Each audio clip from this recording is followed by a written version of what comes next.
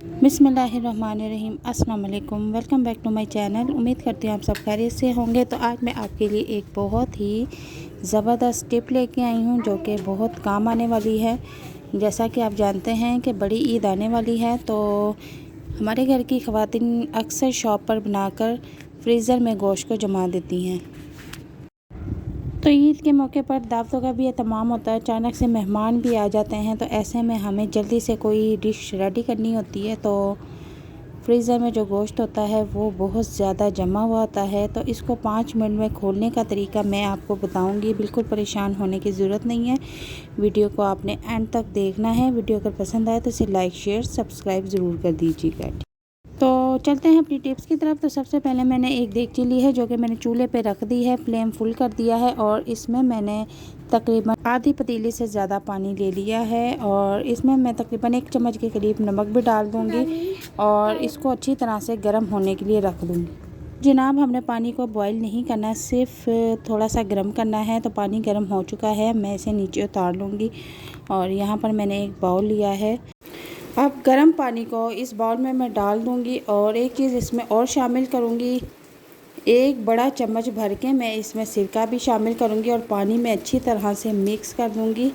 सिरका शामिल करने का मकसद यही है कि आपके फ्रीज़ किए हुए गोश्त में जो स्मेल होती है वो बिल्कुल ख़त्म हो जाएगी।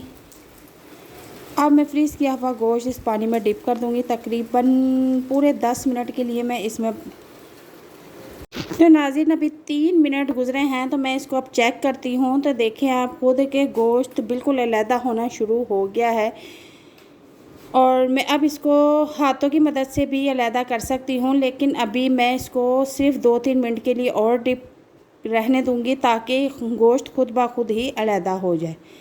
तो नाज़रीन अभी 4 मिनट मुझे हुए हैं गोश्त को डिप किए हुए। तो देखें सारा गोश्त कितनी आसानी के साथ खुद ही अलहदा होता जा रहा है।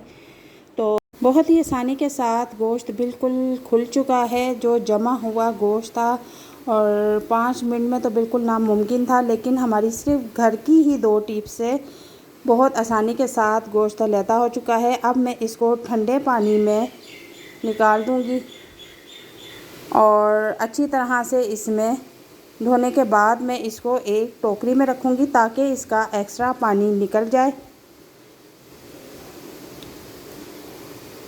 एक्स्ट्रा पानी निकालने के बाद अब ये गोश्त पकने के लिए रेडी है।